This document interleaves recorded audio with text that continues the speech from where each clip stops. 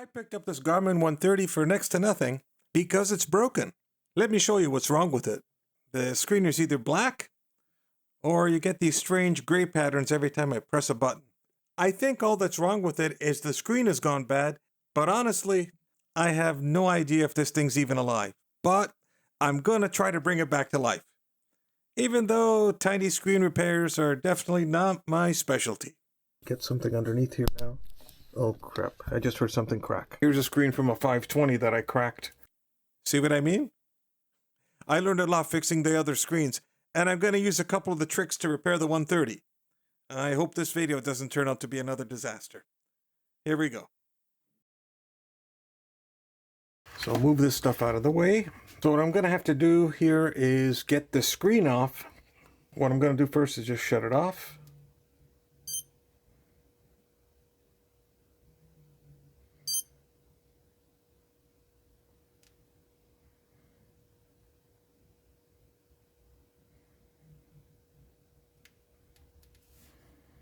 This is the hard part. I'm going to just hold down the power button and hopefully it's going to shut off.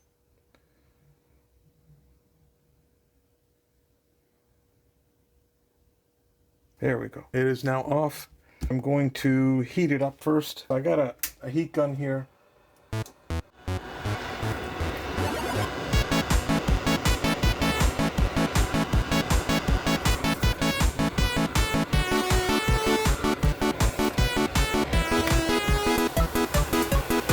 Should do it. Now I've got some picks here that I'm going to try to wedge in underneath and open it up just a little bit.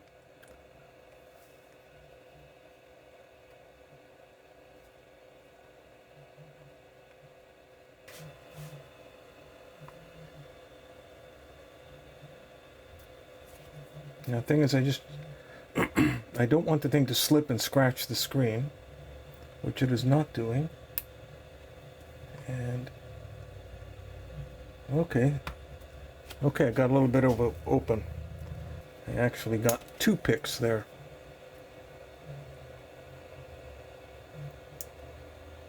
All right, so I got it here, and in order to avoid oh crap, I just heard something crack. One thing I did learn is that once the adhesive is warmed up and you get just a little bit of an opening, a little bit of isopropyl alcohol. Not much, just a little bit. I want to control this instead of having it all come out. There, that should be enough. And I'm going to get it to work its way in there and see if it'll begin to loosen the adhesive. I mean, it doesn't really matter if I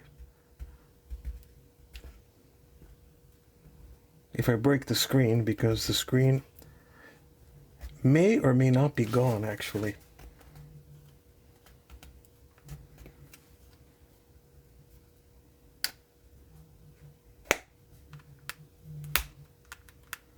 This seems like another, there it is coming. I just don't want to damage anything underneath.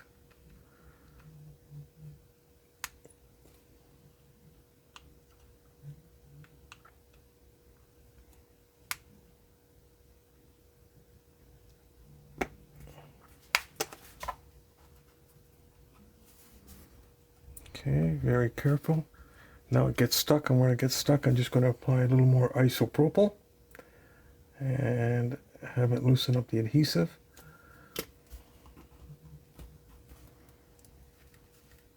I'm not too sure if this is an adhesive or not. And you see the isopropyl is still on my pick.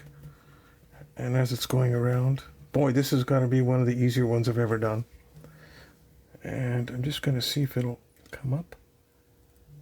Almost. Almost.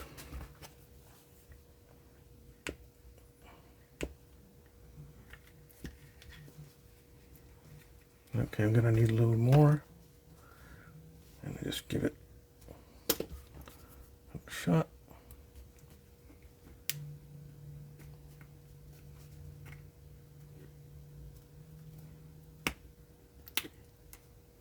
Now, I don't want to pull too much. The cable is just down at the bottom here. It's still attached. Okay, let's see if I get that in here. Okay, looks like, wow, how about that? First time I've ever got it without causing so much damage. This one might just be a pop off. Yeah, okay, that's good. And this guy,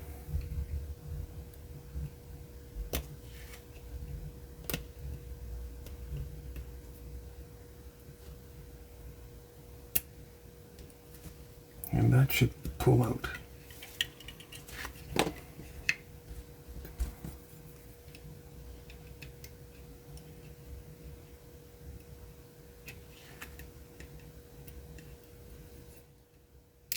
There we go. Okay, that was actually not too bad. Okay, well, I got this guy opened. I am just going to go around here and clean up the edges so that everything will be ready when I get the new screen in, and all I have to do is reattach it, apply some adhesive, and I should be done.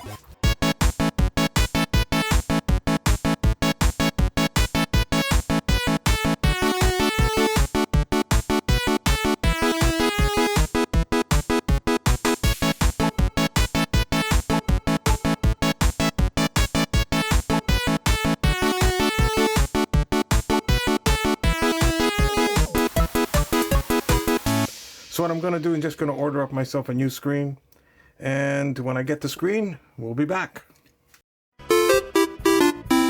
I finally got the part. I want to show you the way it was delivered. Unfortunately, when I was recording this part of the video, the audio went bad, so I have to do this quick voiceover. Basically, the part came in a cardboard box, a bit of bubble wrap. I was hoping there was pre-cut adhesive for the screen, but no such luck. They packaged the screen in an anti-static bag. And that's it. I took the 130 out of the box, and I wanted to dry fit the screen to make sure it worked. The connectors were so tiny, taking it out was one thing, but putting it back together, I knew it was going to need a little help. So I grabbed the electronic microscope to give me a hand. The first cable is one of those push-on connectors. It's all done by feel. You gently press, and when it clicks, you know it's in. No click, no connection. The only problem is trying to line it up. It was really difficult, because you can't see under the cable. It covers the connector on the board and the one on the cable. So it's all done by feel. I lined it up and I tried to press. It didn't click the first time. So I had to take it apart, try it again, tried lining it up, and finally it clicked into place. Then came the second cable, the one that slides into place.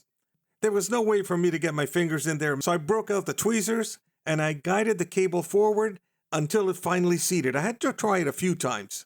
Then I put down the locking connector.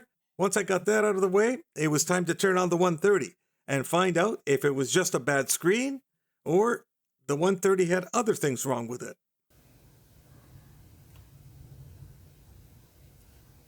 Get the button. There we go. Yep. Garmin, little bicycle. The heading, the speed, start, stop. I'm going to shut this down now. Just going to have a quick look at the back here.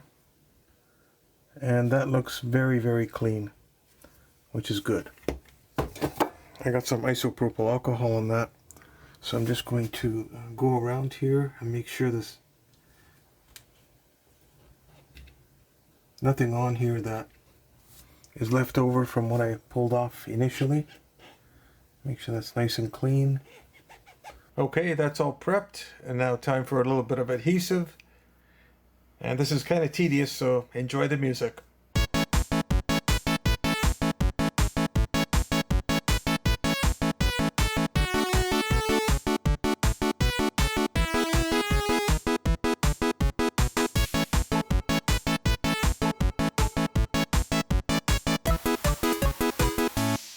There we go. So now, let me just have one last look. Definitely looks okay. Put the screen down.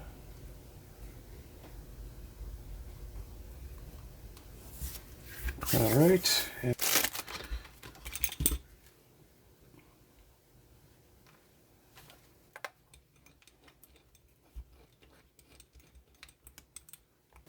Gently squeeze these down.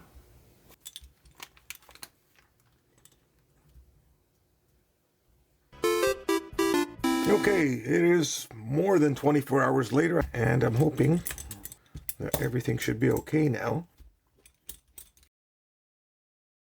Watch this. After all of that, it's not going to work. Yes, I got it. It was only the screen. I thought for sure something else would have gone bad in this thing, but yeah, I got it. And you know what? Replacing the screen wasn't that bad. I'm really glad this worked out. I hope you enjoyed the video. Thanks for watching. We'll see you soon. Yeah, got myself a 130.